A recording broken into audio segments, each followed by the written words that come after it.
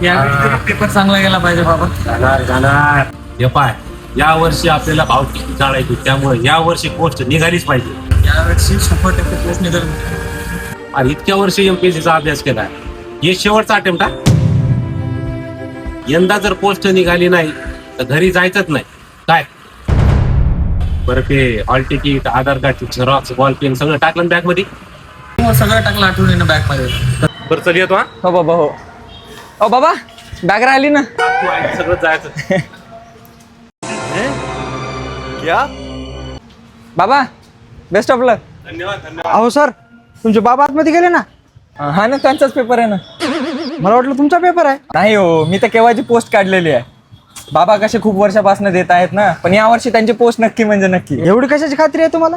यावर्षी बाबांनी के सागरच्या या संपूर्ण तलाठी या पुस्तकातून अभ्यास केलाय, त्यामुळे यावर्षी 100% बाबाची पोस्ट निघणार आहे.